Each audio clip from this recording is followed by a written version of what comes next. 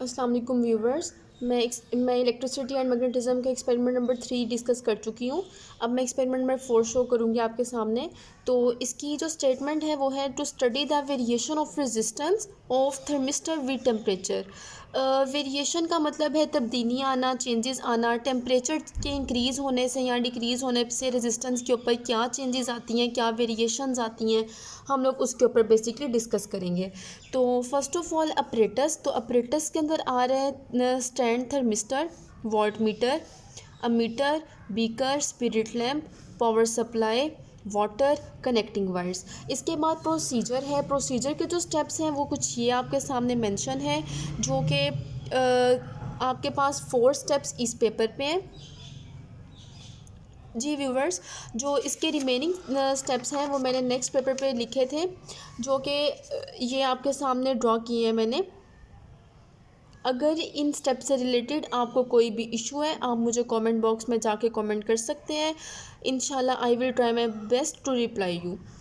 इसके बाद आ रही हैं प्रिकॉशंस। तो प्रिकॉशंस के अंदर आ रही हैं फोर प्रिकॉशंस है मेरे पास। वाटर शुड नॉट बॉयल, पानी को गर्म नहीं करना, पानी को बॉयल नहीं करना। फर्स्ट प्रिकॉशन है adjustment should be made when the water is hot. Temperature should be converted to Kelvin scale. After experiment the burner should turn off. यहाँ पे हमने केल्विन स्केल का एक पॉइंट देखा। तो केल्विन स्केल के पॉइंट के अंदर आप जैसे ऑलरेडी जानते हैं कि टेम्परेचर ऑलमोस्ट 2 टाइप के होते हैं, एक सेल्सियस में होता है, एक केल्विन में होता है।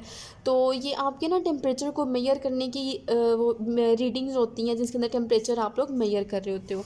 तो केल्विन स्केल आपने यहाँ पे देखा, अभी हम लोग इस टेबल के अंदर भी इंशाल्लाह देखेंगे। तो अभी पेंसिल पेपर पे आते हैं। तो पेंसिल पेपर पे सबसे पहले सर्किट डायग्राम है। सर्किट डायग्राम के अंदर आपके सामने बीकर है जो और साथ में थर्मोमीटर लगा है, और ये सारी डायग्राम मैंने लेबल कर दी प्रॉपर शेड के साथ आपके सामने मेंशन की है। जी व्यूवर्स, अब मैं नेक्स्ट पेपर पे आ चुकी हूँ और ऑब्जर्वेशन एंड कैलकुलेशन है। इसके सामने मैंने आपके सामने एक टेबल ड्रॉ किया है। इस टेबल के अंदर टेम्परेचर को मैंने सेल्सियस स्केल से पहले मेजर किया, जो कि regular intervals of 5 degree Celsius से था।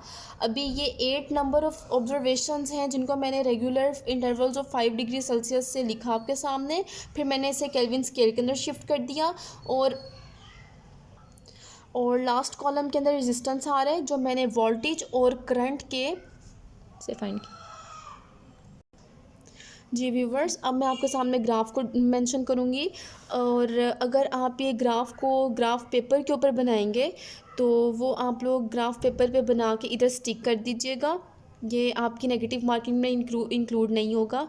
अगर आप ग्राफ पेपर पे बनाएंगे तो 1 बिग बॉक्स आपका 1 के इक्वल होगा वाई एक्सिस के अंदर, और 1 स्मॉल बॉक्स आपका 0.11 के इक्वल होगा।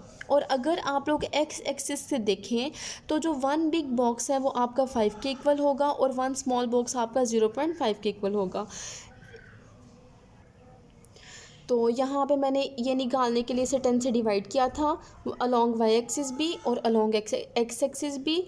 और यहाँ पे आपका टेबल, आपका जो ग्राफ है वो आपको ये बात प्रूव कर रहा है कि जैसे जैसे टेम्परेचर इंक्रीज़ हो रहा है आपकी रेजिस्टेंस डिक्रीज़ होती जा रही है। ये आपके सामने ग्राफ मेंशन कर रहा है। और मैं कंक्लूजन लिखना शायद भूल गई, तो आपने कंक्लूजन में यही बात लिखनी है, क्योंकि उन्होंने आपकी फर्स्ट में स्टेटमेंट में यही बात पूछी थी कि टेम्परेचर की रेजिस्टेंस के ऊपर क्या वेरिएशन आती है, क्या तब्दीली आती है।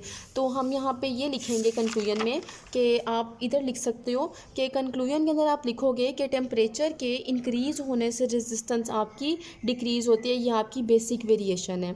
Thank you.